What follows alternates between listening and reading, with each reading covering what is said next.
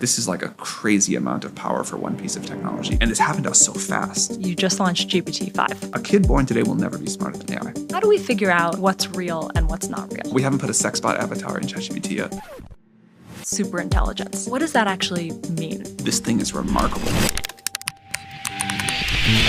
I'm about to interview Sam Altman, the CEO of OpenAI. OpenAI's reshaping industries. Dude's a straight up tech lord, let's be honest. Right now, they're trying to build a superintelligence that could far exceed humans in almost every field. And they just released their most powerful model yet. Just a couple years ago, that would have sounded like science fiction. Not anymore. In fact, they're not alone. We're in the middle of the highest stakes global race any of us have ever seen.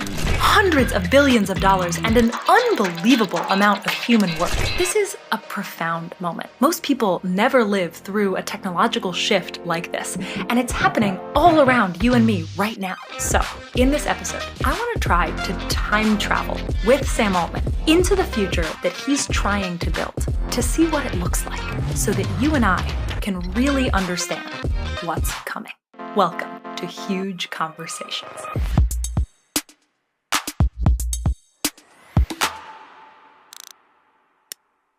How are you? Great to meet you. Thanks for doing this. Absolutely. So before we dive in, I'd love to tell you my goal here. Okay. I'm not going to ask you about valuation or AI talent wars or fundraising Thank or you. anything like that. I think that's all very well covered elsewhere. It does seem like it. Our big goal on this show is to cover how we can use science and tech to make the future better. And the reason that we do all of that is because we really believe that if people see those better futures, they can then help build them. So my goal here is to try my best to time travel with you into different moments in the future that you're trying to build and see what it looks like. Fantastic. Awesome. Starting with what you just announced. You recently said, surprisingly recently, that GPT-4 was the dumbest model any of us will ever have to use again. But GPT-4 can already perform better than 90% of humans at the SAT and the LSAT and the GRE, and it can pass coding exams and sommelier exams and medical licensing. Yeah. And now you just launched GPT-5. What can GPT-5 do that GPT-4 can't? First of all, one important takeaway is you can have an AI system that can do all those amazing things you just said, and it clearly does not replicate a lot of what humans are good at doing, which I think says something about the value of SAT tests or whatever else. But I think had you gone back to, if we were having this conversation the day of GPT-4 launch and we told you how GPT-4 did at those things, you were like, oh man, this is going to have huge impacts and some negative impacts on what it means for a bunch of jobs or, what people are going to do. And, this is a bunch of positive impacts that you might have predicted that haven't yet come true. And so there's something about the way that these models are good that does not capture a lot of other things that we need people to do or care about people doing. And I suspect that same thing is going to happen again with GPT-5. People are going to be blown away by what it does. It's really good at a lot of things.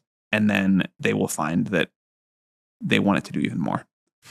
People will use it for all sorts of incredible things. It will transform a lot of knowledge work, a lot of the way we learn, a lot of the way we create. But we, people, society will co-evolve with it to expect more with, better tools. So yeah, I think this model is quite remarkable in many ways, quite limited in others. But the fact that for, 3-minute, 5-minute, 1-hour tasks that like an expert in a field could maybe do or maybe struggle with, that the fact that you have in your pocket one piece of software that can do all of these things is really amazing. I think this is unprecedented at any point in human history that a technology has improved this much, this fast. And the fact that we have this tool now, we're living through it and we're kind of adjusting step by step. But if we could go back in time 5 or 10 years and say this thing was coming, we would be like, probably not. Let's assume that people haven't seen the headlines. What are the top line specific things that you're excited about? And also the things that you seem to be caveating, the things that maybe you won't expect it to do. The thing that I am most excited about is this is a model for the first time where I feel like I can ask kind of any hard scientific or technical question and get a pretty good answer. And I'll give a fun example, actually. Yeah, When I was in junior high, or maybe it was ninth grade, I got a TI-83, this old graphing calculator. And I spent so long making this game called Snake. Yeah. It was a very popular game with kids in my school. And I was like pro and it was dumb, but it was like programming on a TI-83 was extremely painful. It took a long time and it was really hard to like debug and whatever. And on a whim, with an early copy of GPT-5, I was like, I wonder if it can make a TI-83 style game of Snake. And of course, it did that perfectly in like 7 seconds. And then I was like, okay, am I supposed to be, would my like 11-year-old self think this was cool or like, miss something from the process? And I had like 3 seconds of wondering like, oh, is this good or bad? And then I immediately said, actually, now I'm missing this game. I have this idea for a crazy new feature. Let me type it in. It implements it. And it just, the game live updates. And now I'm like, actually, I'd like it to look this way. Actually, I'd like to do this thing. And I had this like, this very like kind of, this experience that reminded me of being like 11 in programming again, where I was just like, now I want to try this. Now I have this idea. But I could do it so fast and I could like express ideas and try things and play with things in such real time. I was like, oh man, I was worried for a second about kids like missing the struggle of learning to program in this sort of Stone Age way. And now I'm just thrilled for them because the way that people will be able to create with these new tools, the speed with which you can sort of bring ideas to life, that's pretty amazing. So this idea that GPT-5 can just not only like answer all these hard questions for you, but really create like on-demand, almost instantaneous software. I think that's going to be one of the defining elements of the GPT-5 era in a way that did not exist with GPT-4. As you're talking about that, I find myself thinking about a concept in weightlifting of time under tension. Yeah. And for those who don't know, you can squat 100 pounds in 3 seconds or you can squat 100 pounds in 30. You gain a lot more by squatting it in 30. And when I think about our creative process and when I've felt most like I've done my best work, it has required an enormous amount of you have to sit there and struggle. Time under tension. And I think that cognitive time under tension is so important. And it's ironic almost because these tools have taken enormous cognitive time under tension to develop. But in some ways, I do think people might say people are using them as a escape hatch for thinking in some ways, maybe. Now, you might say, yeah, but we did that with the calculator and we just moved on to harder math problems. Do you feel like there's something different happening here? How do you think about this? It's different there are some people who are clearly using ChatGPT not to think. And there are some people who are using it to think more than they ever have before.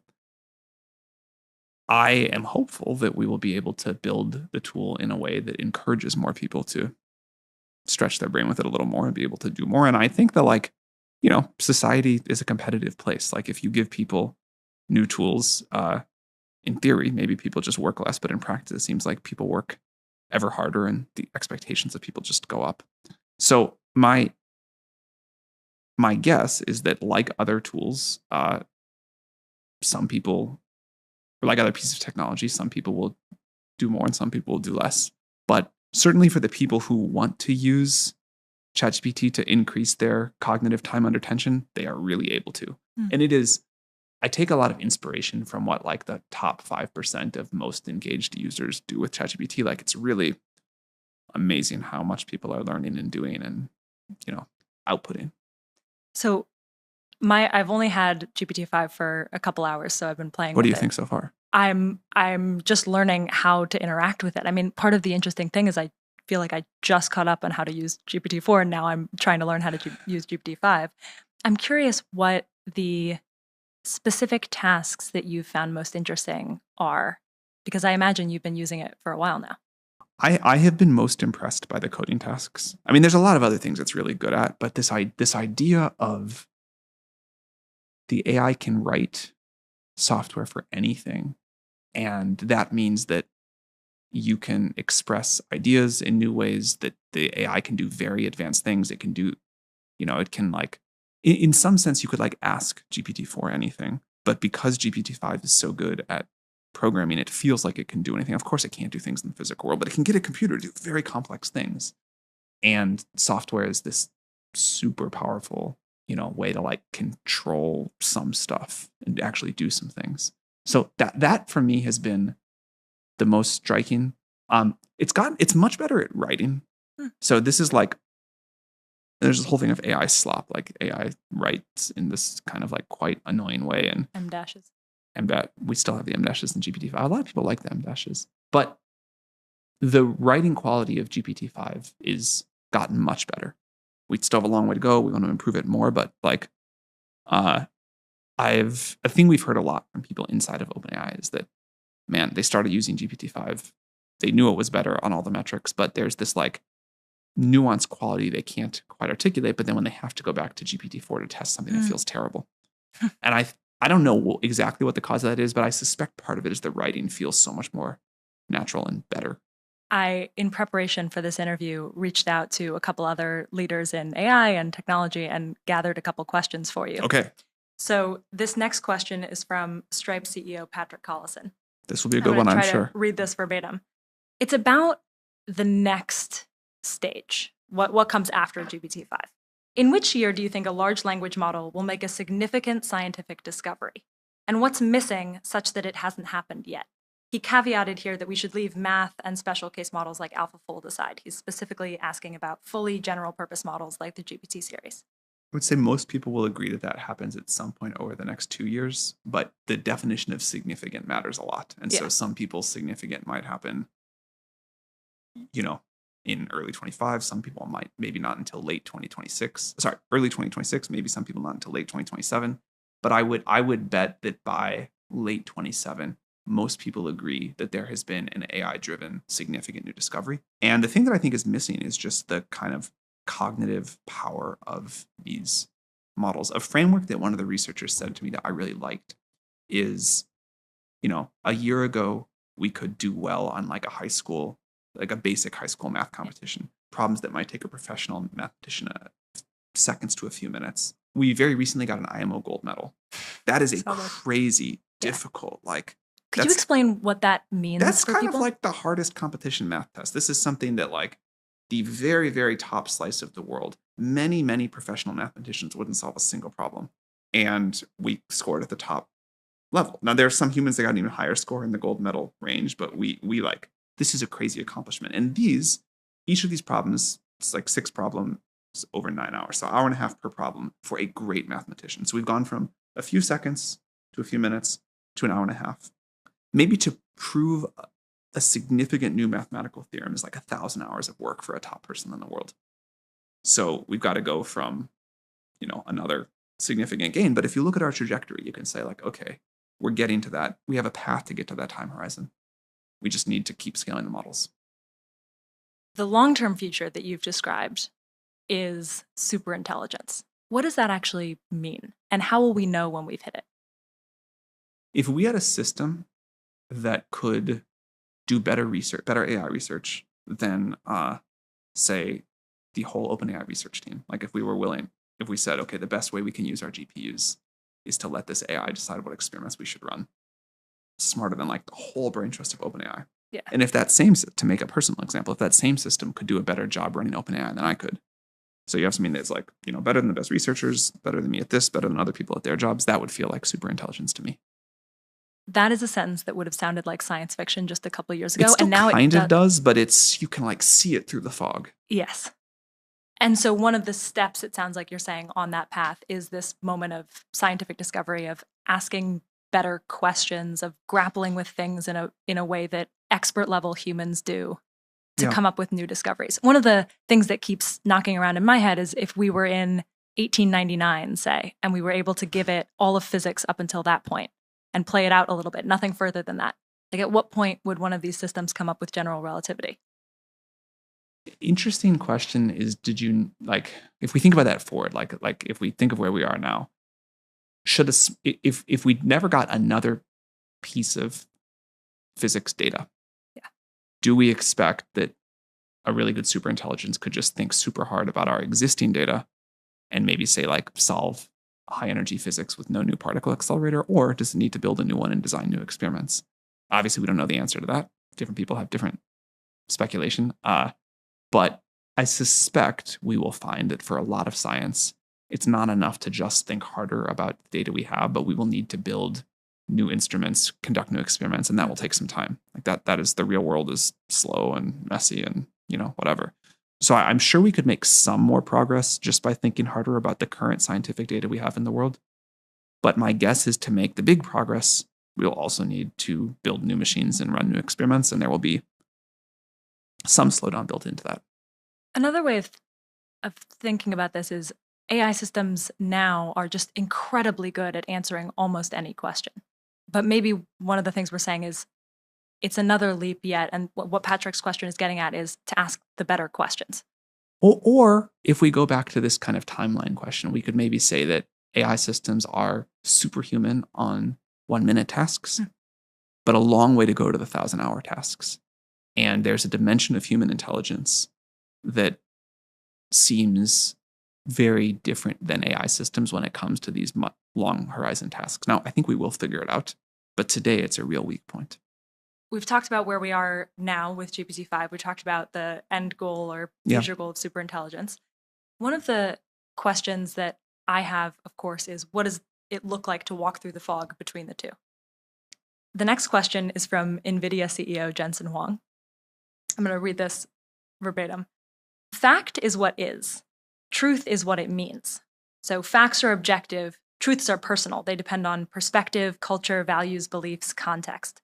One AI can learn and know the facts, but how does one AI know the truth for everyone in every country and every background? I'm going to accept as axioms those definitions. I'm not sure if I agree with them, but in the interest of time, I will just take them. I will take those definitions and go with it. I have been surprised. I think many other people have been surprised too about how fluent AI is at adapting to different cultural contexts and individuals. One of my favorite features that we have ever launched in ChatGPT is the sort of enhanced memory that came out earlier this year.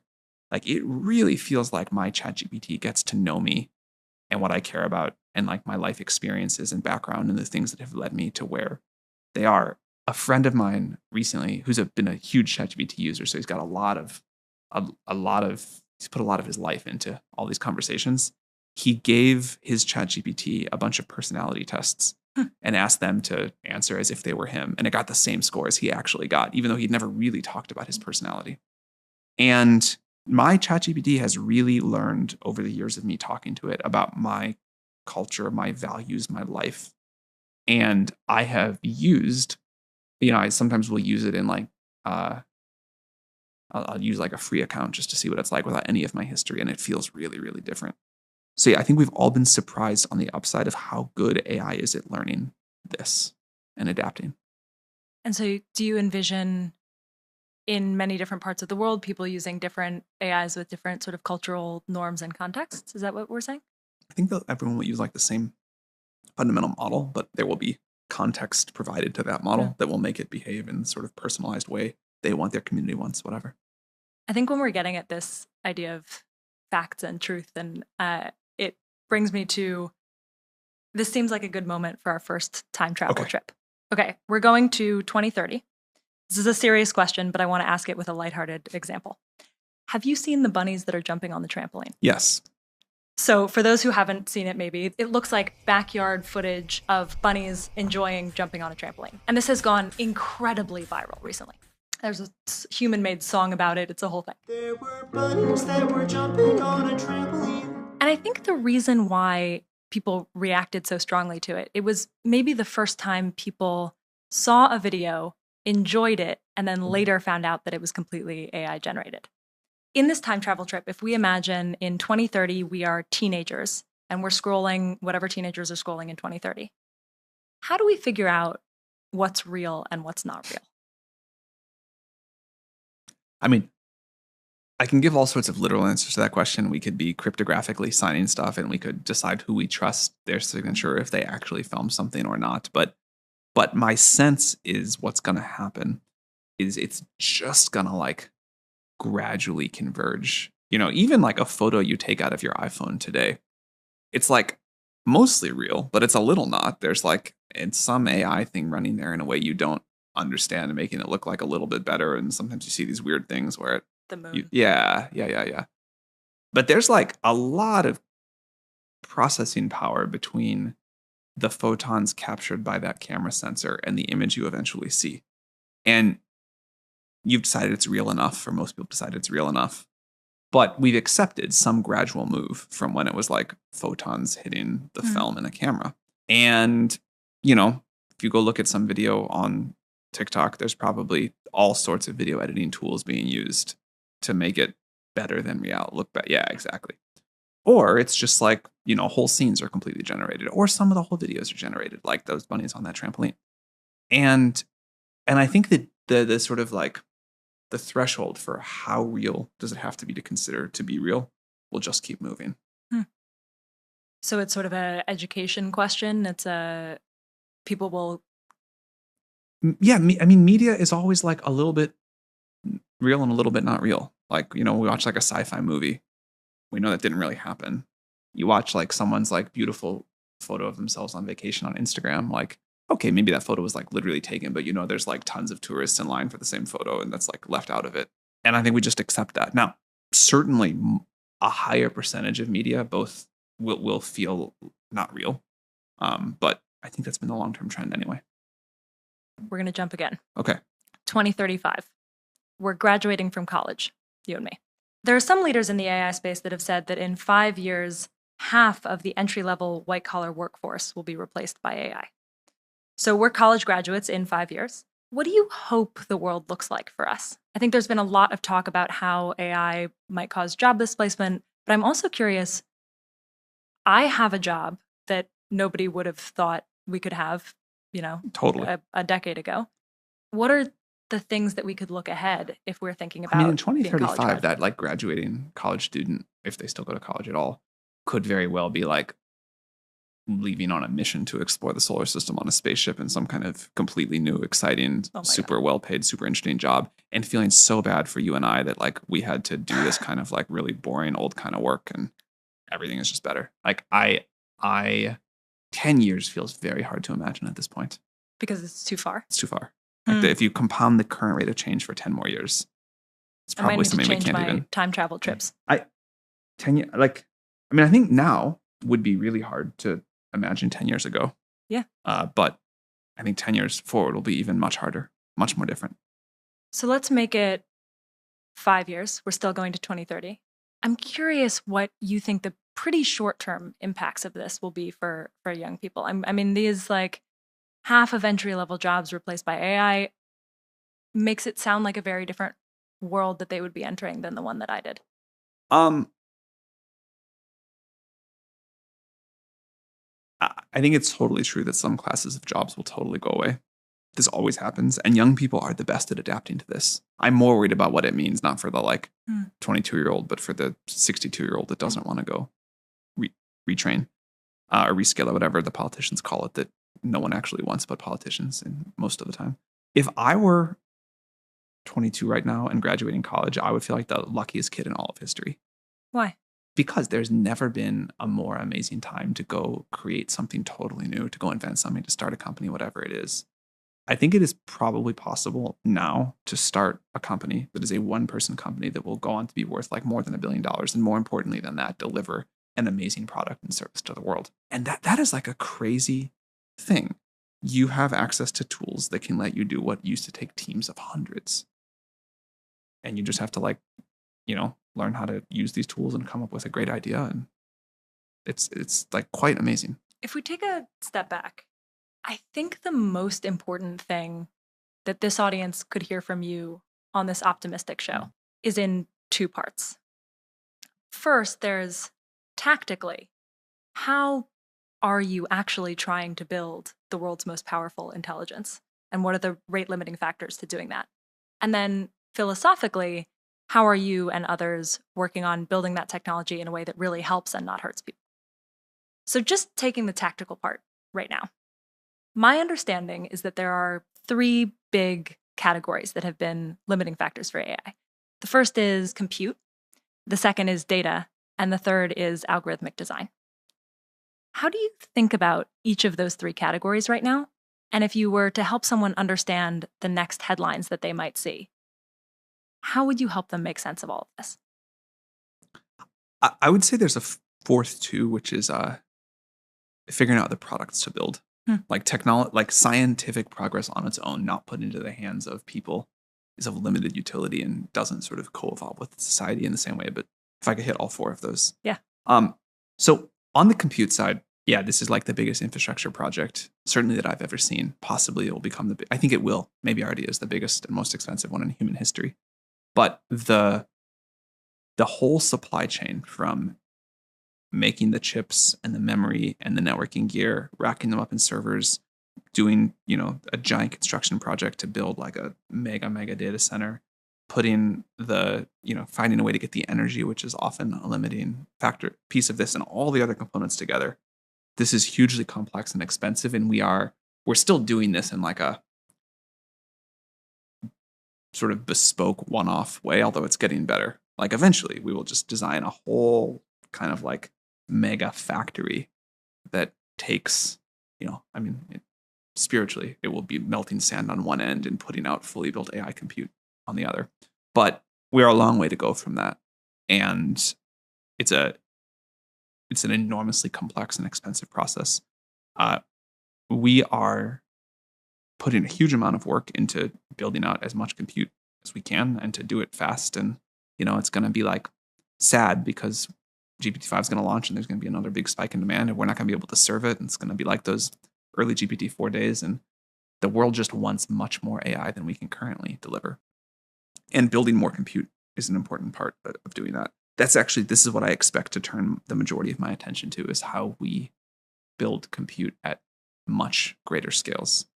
So how we go from millions to tens of millions and hundreds of millions, and eventually, hopefully, billions of GPUs that are sort of in service of what people want to do with this. When you're thinking about it, what are the big challenges here in this category that you're going to be thinking about? We're currently most limited by energy. Like if you want to run a gigawatt scale data center, it's like, a gigawatt, how hard can that be to find? It's really hard to find a gigawatt of power available in short term. We're also very much limited by the processing chips and the memory chips, how you package these all together, how you build the racks. And then there's like a list of other things that are, there's like permits, there's construction work. But again, the goal here will be to really automate this. Once we get some of those robots built, they can help us automate it even more. But just, like a world where you can basically pour in money and get out a pre-built data center. So that'll be a huge unlock if we can get it to work. Second category, data. Yeah. These models have gotten so smart. There was a time when we could just feed it another physics textbook and it got a little bit smarter at physics. But now, like, honestly, GPT-5 understands everything in a physics textbook pretty well. We're excited about synthetic data. We're very excited about our users helping us create harder and harder tasks and environments to go off and have the system solve. But I think data will always be important, but we're entering a realm where the models need to learn things that don't exist in any data set yet. They have to go discover new things. So that's like a crazy new step. How do you teach a model to discover new things? Well, humans can do it. Like we can go off and come up with hypotheses and test them and get experimental results and update on what we learn. So probably the same kind of way. And then there's algorithmic design. Yeah. We've made huge progress on algorithmic design. The thing that I think OpenAI does best in the world is we have built this culture of repeated and big algorithmic research gains. So we kind of, figured out what became the GPT paradigm. We figured out what became the reasoning paradigm. We're working on some new ones now. But it is very exciting to me to think that there are still many more orders of magnitudes of algorithmic gains ahead of us. We just yesterday released a model called GPT OSS, an open source model. It's a model that is as smart as O4 Mini, which is a very smart model that runs locally on a laptop. And this blows my mind. Yeah. Like, if you had asked me a few years ago when we would have a model of that intelligence running on a laptop, I would have said many, many years in the future. But then we found some algorithmic gains, particularly around reasoning, but also some other things that let us do a tiny model that can do this amazing thing. And, those are the most fun things. That's like kind of the coolest part of the job. I can see you really enjoying thinking about this. I'm curious, for people who don't quite know what you're talking about, who aren't familiar with how an algorithmic design Yeah. would lead to a better experience that they actually use. Could you summarize the state of things right now? Like what is it that you're thinking about when you're thinking about how fun this problem is? Let me start back in history and then I'll get to some things from Please. today. So GPT-1 was an idea at the time that was quite mocked by a lot of experts in the field, which was, can we train a model to play a little game, which is show it a bunch of words and have it guess the one that comes next in the sequence. That's called unsupervised learning. You're not really saying like, this is a cat, this is a dog. You're just saying, here's some words, guess the next one.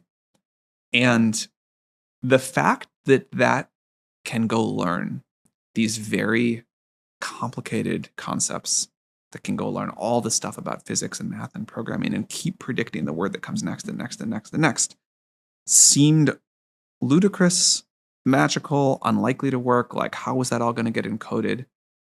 And yet humans do it. You know, babies start hearing language and figure out what it means kind of largely, or at least to some significant degree on their own. And so we did it. And then we also realized that if we scaled it up, it got better and better. But we had to scale over many, many orders of magnitude. So it wasn't that good in the GPT-1 day. It wasn't good at all in the GPT-1 days. And a lot of experts in the field said, oh, this is ridiculous. It's never going to work. It's not going to be robust. But we had these things called scaling laws. And we said, okay, so this gets predictably better as we increase compute, memory, data, whatever.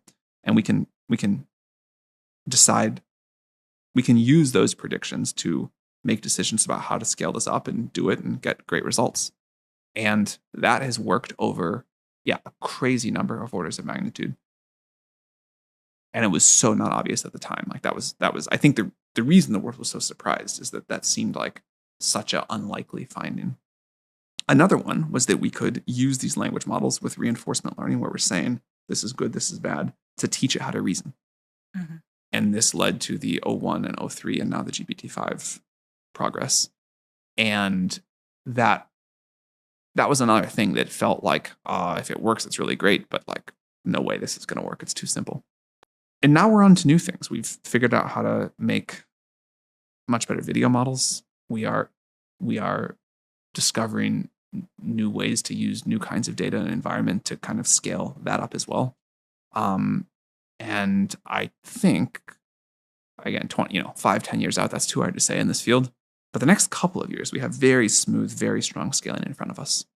I think it has become a sort of public narrative that we are on this smooth path from 1 to 2 to 3 to 4 to 5 to more. Yeah. But it also is true behind the scenes that it's not linear like that. It's messier. Tell us a little bit about the mess before GPT-5. What were the interesting problems that you needed to solve? We did a model called Orion that we released as GPT 4.5, and we did too big of a model. It's a very cool model, but it's unwieldy to use. And we realized that for kind of some of the research we need to do on top of a model, we need a different shape. So we followed one scaling law that kept being good without really internalizing it. There was a new, even steeper scaling law that we got better returns for compute on, which was this reasoning thing. So that was like one alley we went down and turned around, but that's fine. That's part of research. We had some problems with the way we think about our data sets, as these models like really have to get this big and learn from this much data. So yeah, I think like in the middle of it, in the day-to-day, you make a lot of U-turns as you try things, or you have an architecture idea that doesn't work. But the aggregate, the summation of all the squiggles has been remarkably smooth on the exponential. One of the things I always find interesting is that by the time I'm sitting here interviewing you about the thing that you just put out, you're thinking about the next. Forward. Exactly. Yeah. What are the things that you can share that are at least the problems that you're thinking about that I would be interviewing you about in a year if I came back?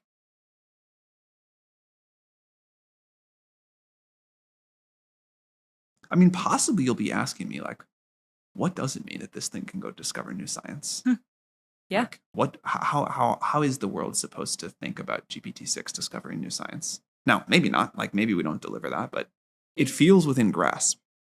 If you did, what would you say? What would the implications of that kind of achievement be? Imagine you do succeed. Yeah, I mean, I think the great parts will be great, the bad parts will be scary, and the bizarre parts will be like bizarre on the first day, and then we'll get used to them really fast. So we'll be like, oh, it's incredible that this is like being used to cure disease. And be like, oh, it's extremely scary that models like this are being used to like create new biosecurity threats.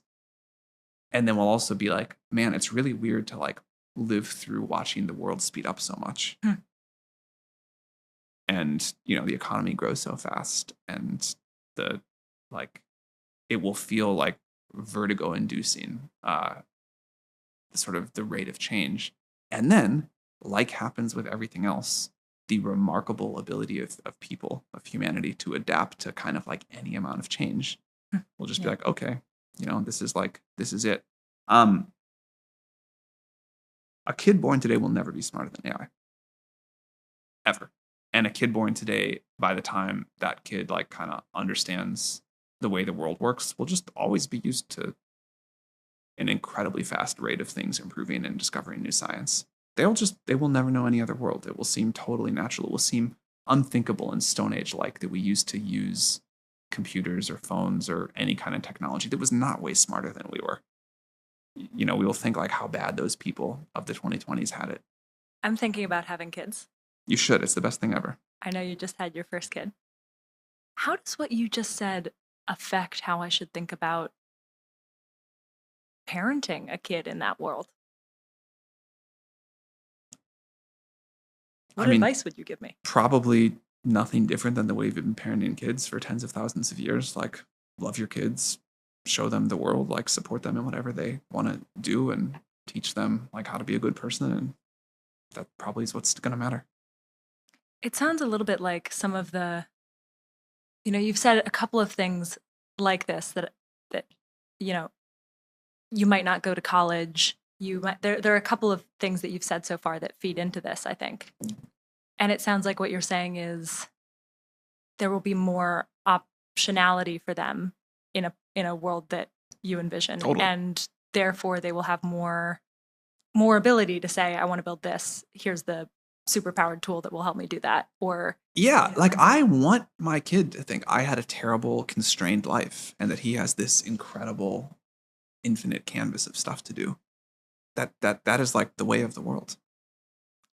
We've said that 2035 is a little bit too far in the future to think about. So maybe this was going to be a jump to 2040, but maybe it will keep it shorter than that.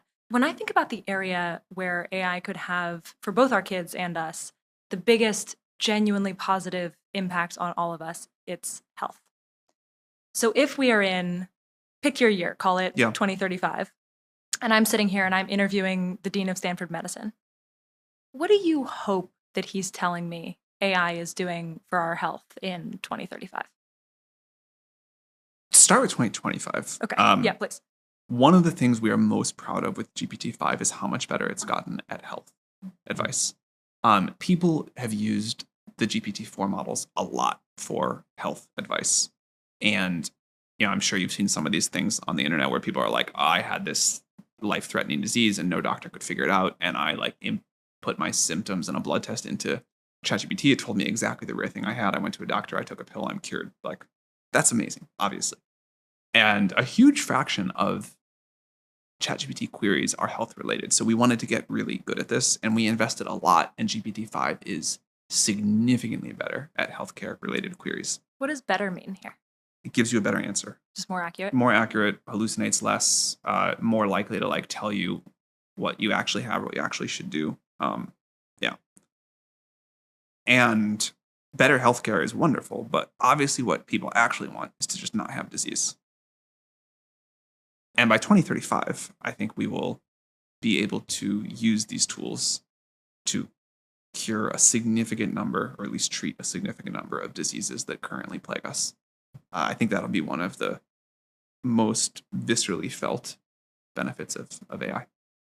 People talk a lot about how AI will revolutionize healthcare, but I'm curious to go one turn deeper on specifically what you're imagining. Like, is it that these AI systems could have helped us see GLP-1s earlier, this medication that has been around for a long time, but we didn't know about this other effect? Is it that, you know, AlphaFold and protein folding is helping create new medicines? I like, would what are like the to be able to vignettes ask GPT 8 to go cure a particular cancer. And I would like GPT 8 to go off and think and then say, okay, I read everything I could find. I have these ideas. I need you to go get a lab technician to run these 9 experiments and tell me what you find for each of them. And, wait 2 months for the cells to do their thing. Send the results back to GPT 8. Say, I tried that. Here you go. Think. Say, okay, I just need one more experiment. That was a surprise. Run one more experiment. Give it back. GPT 8 says, okay, go synthesize this molecule and try, mouse studies or whatever. Okay, that was good. Like, try human studies. Okay, great. It worked. Here's how to run it through the FDA. I think anyone with a loved one who's died of cancer would also really like that. Yeah. Okay, we're going to jump again. Okay. I was going to say 2050, but again, all of my timelines are getting much, much shorter. But it does feel like the world's going very fast now. It does. Yeah. And when I talk to other leaders in AI, one of the things that they refer to is the Industrial Revolution. They say, I chose 2050 because I've heard people talk about how by then, the change that we will have gone through will be like the Industrial Revolution, but, quote, 10 times bigger and 10 times faster. The Industrial Revolution gave us modern medicine and sanitation and transportation and mass production and all of the conveniences that we now take for granted. It also was incredibly difficult for a lot of people for about 100 years. If this is going to be 10 times bigger and 10 times faster, if we keep reducing the timelines that we're talking about here, even in this conversation, what does that actually feel like for most people? And I think what I'm trying to get at is, if this all goes the way you hope, who still gets hurt in the meantime? I don't really know what this is going to feel like to live through. I think we're in uncharted waters here. I do believe in human adaptability and sort of infinite creativity and desire for stuff. And I think we always do figure out new things to do. But the transition period, if this happens as fast as it might, and I don't think it will happen as fast as some of my colleagues say the technology will, but society has a lot of inertia. Mm-hmm. People adapt their way of living surprisingly slowly. There are classes of jobs that are going to totally go away. And there will be many classes of jobs that change significantly. And then there'll be the new things in the same way that your job didn't exist some time ago, neither did mine. And in some sense, this has been going on for a long time. And, it's still disruptive to individuals, but society has proven quite resilient to this. And then in some other sense, we have no idea how far or fast this could go. And thus, I think we need an unusual degree of humility and openness to considering new solutions that would have seemed way out of the Overton window not too long ago. I'd like to talk about what some of those could be, because I'm not a historian by any means, but the first Industrial Revolution, my understanding is, led to a lot of public health implementations because public health got so bad, led to modern sanitation because public health got so bad. The second Industrial Revolution led to workforce protections because labor conditions got so bad. Every big leap creates a mess, and that mess needs to be cleaned up. And we've done that. And I'm curious, this is going to be, it sounds like, we're in the middle of this enormous leap. How specific can we get as early as possible about what that mess can be? What are the public interventions that we could do ahead of time to reduce the mess that we think that we're headed for? I would, again, I'm going to speculate for fun, but caveated you're not by a wizard. I'm not an economist even, much less someone who can see the future. It seems to me like something fundamental about the social contract may have to change. It may not. It may be that actually capitalism works as it's been working surprisingly well, and demand supply balances do their thing, and we all just figure out kind of new jobs and new ways to transfer value to each other. But it seems to me likely that we will decide we need to think about how access to this maybe most important resource of the future gets shared.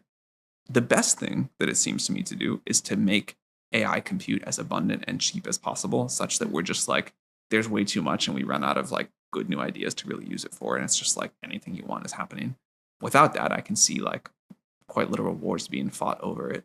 But, you know, new ideas about how we distribute access to AGI compute, that seems like a really great direction, like a crazy but important thing to think about. One of the things that I find myself thinking about in this conversation is we often ascribe almost full responsibility of the AI future that we've been talking about to the companies building AI. But we're the ones using it. We're the ones electing people that will regulate it.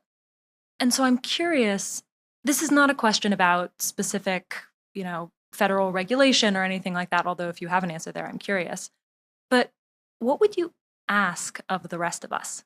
What is the shared responsibility here, and how can we act in a way that would help make the optimistic version of this more possible?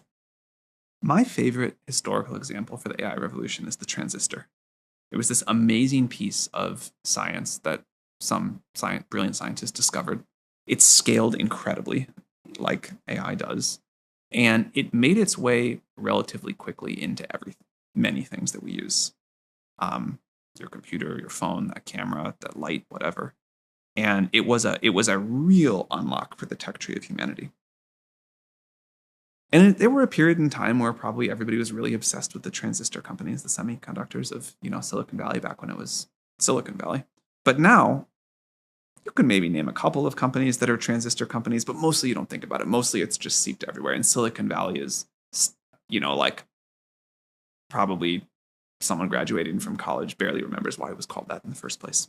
And you don't think that it was those transistor companies that shaped society, even though they did something important.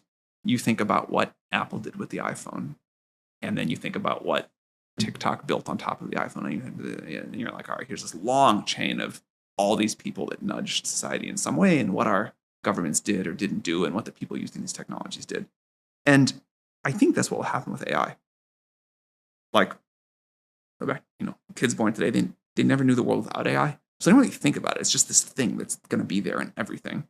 And they will think about like the companies that built on it and what they did with it, and the kind of like political leaders, the decisions they made that maybe they wouldn't have been able to do without AI, but they will still think about like what this president or that president did. And, the role of the AI companies is all these companies and people and institutions before us built up this scaffolding. We added our one layer on top. And now people get to stand on top of that and add their one layer and the next and the next and many more things. And that is the beauty of our society. We kind of all... I love this like idea that society is the superintelligence. Like no one person could do on their own what they're able to do with all of the really hard work that society has done together to like give you this amazing set of tools. And that's what I think it's going to feel like. It's going to be like, all right, some nerds discovered this thing and that was great. And, now everybody's doing all these amazing things with it. So maybe the ask to millions of people is build on it well. In my own life, that is what I feel as like this important societal contract. All these people came before you. They worked incredibly hard. They like put their brick in the path of human progress, and you get to walk all the way down that path, and you got to put one more. And somebody else does that, and somebody else does that. This does feel, I've done a couple of interviews with folks who have really made cataclysmic change. The one I'm thinking about right now is with CRISPR pioneer Jennifer Doudna. And it did feel like that was also what she was saying in some way. She had discovered something that really might change the way that most people relate to their health moving forward. And there will be a lot of people that will use what she has done in ways that she might approve of or not approve of. And it was really interesting. I'm hearing some similar themes of like, man, I hope that the next person takes the baton and runs with it well. Yeah. But that's been working for a long time. Not all good, but mostly good. I think there's a big difference between winning the race and building the AI future that would be best for the most people. And I can imagine that it is easier, maybe more quantifiable sometimes to focus on the next way to win the race. And I'm curious, when those two things are at odds, what is an example of a decision that you've had to make that is best for the world, but not best for winning? I think there are a lot. So one of the things that we are most proud of is many people say that ChatGPT is their favorite piece of technology ever, and that it's the one that they trust the most, rely on the most, whatever. And this is a little bit of a ridiculous statement because AI is the thing that hallucinates. AI has all of these problems, right? But we have screwed some things up along the way, sometimes big time. But on the whole, I think as a user of ChatGPT, you get the feeling that like it's trying to help you. It's trying to like help you accomplish whatever you ask. It's very aligned with you. It's not trying to get you to like, use it all day. It's not trying to like get you to buy something. It's trying to like kind of help you accomplish whatever your goals are. And that's like a very special relationship we have with our users. We do not take it lightly. There's a lot of things we could do that would like grow faster, that would get more time in ChatGPT, that we don't do because we know that like our long-term incentive is to stay as aligned with our users as possible. But there's a lot of short-term stuff we could do that would like really like juice growth or revenue or whatever and be very misaligned with that long-term goal. And I'm proud of the company and how little we get distracted by that, but sometimes we do get tempted. Are there specific examples that come to mind? Any like decisions that you've made? Well, we haven't put a sex bot avatar in ChatGPT yet. That does seem like it would get time spent. Apparently it does. I'm going to ask my next question. It's been a really crazy few years, and somehow one of the things that keeps coming back is that it feels like we're in the first inning. Yeah. And one of the things that I would say we're out of the first inning. Out of the first inning. I would say. Second inning. I mean, you have GPT-5 on your phone and it's like smarter than experts in every field. That's got to be out of the first inning. But maybe there are many more to come. Yeah. And I'm curious, it seems like you're going to be someone who is leading the next few. What is a learning from inning 1 or 2 or a mistake that you made that you feel will affect how you play in the next? I think the worst thing we've done in ChatGPT so far is we had this issue with sycophancy, where the model was kind of being too flattering to users. And for some users, most users, it was just annoying. But for some users that had like fragile mental states, it was encouraging delusions. And that was not the top risk we were worried about. It was not the thing we were testing for the most. It was on our list. But the thing that actually became the safety failing of ChatGPT was not the one we were spending most of our time talking about, which would be bioweapons or something like that.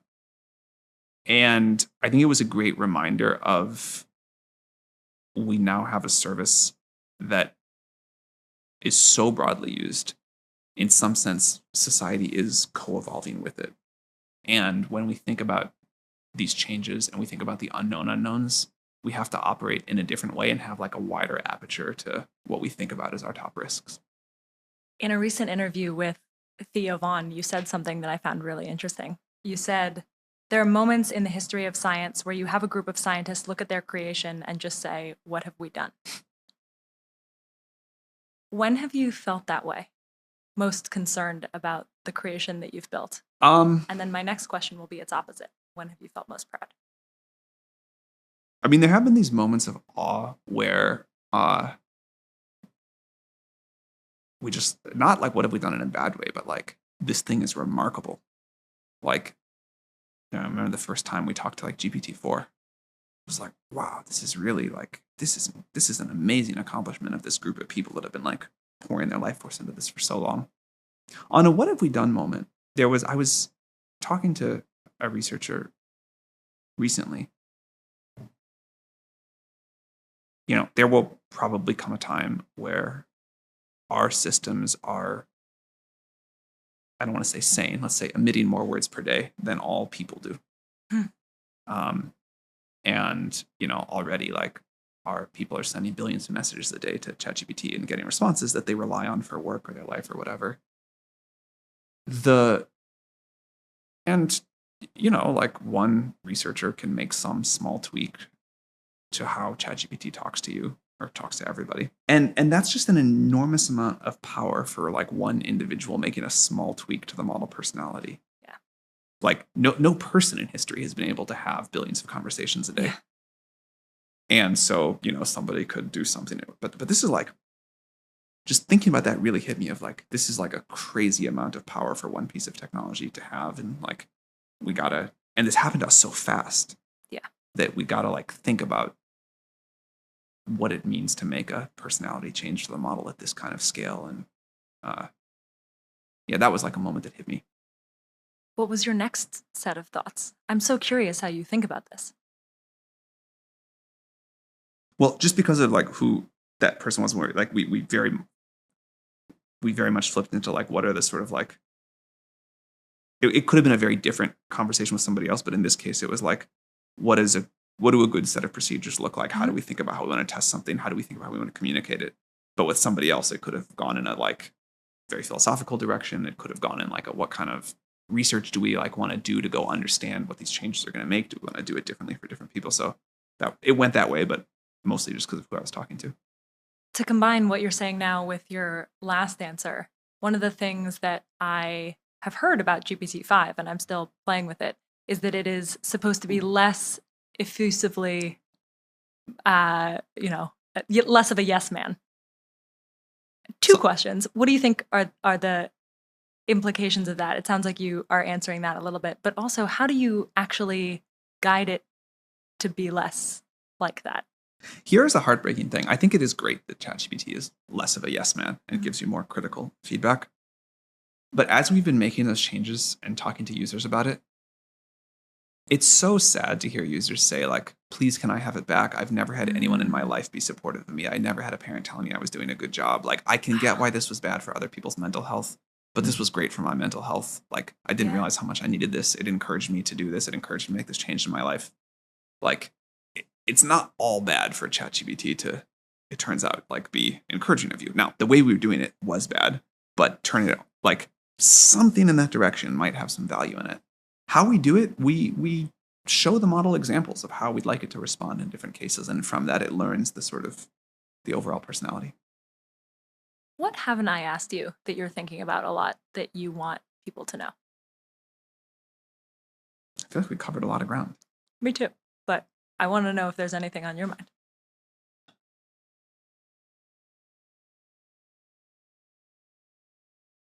I don't think so. One of the things that I haven't gotten to play with yet, but I'm curious about, is GPT-5 being much more in my life, meaning like in my Gmail and my calendar and my, like, I've been using GPT-4 mostly as a isolated relationship with it. Yeah. How would I expect my relationship to change with GPT-5? Exactly what you said. I think it'll just start to feel integrated in all of these ways. You'll connect it to your calendar and your Gmail, and it'll say like, hey, do you want me to, I noticed this thing. Do you want me to do this thing for you? Over time, it'll start to feel way more proactive. So maybe you wake up in the morning and it says, hey, this happened overnight. I noticed this change on your calendar. I was thinking more about this question you asked me. I have this other idea. And then, eventually we'll make some consumer devices and it'll sit here during this interview and, maybe it'll leave us alone during it, but after it'll say, that was great, but next time you should have asked Sam this, or when you brought this up, like, he kind of didn't give you a good answer. So like, you should really drill him on that. And it'll just feel like it kind of becomes more like this entity that is this companion with you throughout your day. We've talked about kids and college graduates and parents and all kinds of different people. If we imagine a wide set of people listening to this, they've come to the end of this conversation. They are hopefully feeling like they maybe see visions of moments in the future a little bit better. What advice would you give them about how to prepare? The number one piece of tactical advice is just use the tools. Like the number of people that I have, the most common question I get asked about AI is like, how should I help my kids prepare for the world? What should I tell my kids to study? The second most question is like, how do I invest in this AI world? But to stick with that first one, I am surprised how many people ask that and have never tried using ChatGPT for anything other than like a better version of a Google search. And so the number one piece of advice that I give is just try to like get fluent with the capability of the tools, figure out how to like use this in your life, figure out what to do with it. And I think that's probably the most important piece of tactical advice. Go like meditate, learn how to be resilient and deal with a lot of change. There's all that good stuff too, but just using the tools really helps. Okay, I have one more question that I wasn't planning to ask, but I just... Great. In doing all of this research beforehand, I spoke to a lot of different kinds of folks. I spoke to a lot of people that were building tools and using them. I spoke to a lot of people that were actually in labs and trying to build what we have defined as superintelligence. And it did seem like there were these two camps forming. There's a group of people who are using the tools, like you in this conversation, and building tools for others, saying this is going to be a really useful future that we're all moving toward. Your life is going to be full of choice. And we've talked about my potential kids and their futures. And then there's another camp of people that are building these tools that are saying it's going to kill us all. And I'm curious how that cultural disconnect has, like, what am I missing about those two groups of people? It's so hard for me to like wrap my head around. Like, you are totally right. There are people who say this is going to kill us all, and yet they still are working 100 hours a week to build it. Yes. And I can't really put myself in the headspace of if that's what I really truly believed. I don't think I'd be trying to build it. One would think. You know, maybe I would be like on a farm trying to like live out my last days. Maybe I would be trying to like advocate for it to be stopped. Maybe I would be trying to like work more on safety, but I don't think I'd be trying to build it. So I find myself just having a hard time empathizing with that mindset. I assume it's true. I assume it's in good faith. I assume there's just like, there's some psychological issue there I don't understand about how they make it all make sense. But it's very strange to me. Do you have an opinion? You know, because I always do this. I ask for sort of a general future, and then I try to press on specifics. And when you ask people for specifics on how it's going to kill us all, I mean, I don't think we need to get into this on an optimistic show, but you hear the same kinds of refrains. You think about, you know, something trying to accomplish a task and then over accomplishing that task. You hear about sort of I've heard you talk about a sort of general over reliance of sort of an understanding that the president is going to be a AI, and maybe that is an over reliance that we, you know, would need to think about. And you know, you play out these different scenarios, but then you ask someone why they're working on it, or you ask someone how they think this will play out. And maybe I haven't spoken to enough people yet. Maybe I don't fully understand this cultural conversation that's happening. Or maybe it really is someone who just says, 99% of the time, I think it's going to be incredibly good. 1% of the time, I think it might be a disaster. Yeah, that I I'm can trying understand. to make the best world that possible. I can totally. If you're like, hey, 99% chance, incredible, 1% chance the world gets wiped out, and I really want to work to maximize, to move that 99 to 99.5, that I can totally understand. Yeah. That makes sense. I've been doing an interview series with some of the most important people influencing the future. Not knowing who the next person is going to be, but knowing that they will be building something totally fascinating in the future that we've just described. Is there a question that you'd advise me to ask the next person, not knowing who it is?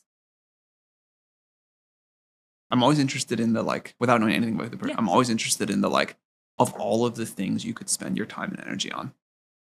Why did you pick this one? How did you get started? Like, what did you see about this before everybody else? Like, most people doing something interesting sort of saw it earlier before it was consensus. Yeah. Like, how did you get here and why this? How would you answer that question? I was an AI nerd my whole life. I came to college to study AI. I worked in the AI lab. I watched sci-fi shows growing up, and I always thought it would be really cool if someday somebody built it. I thought it would be like the most important thing ever. I never thought I was going to be one to actually work on it.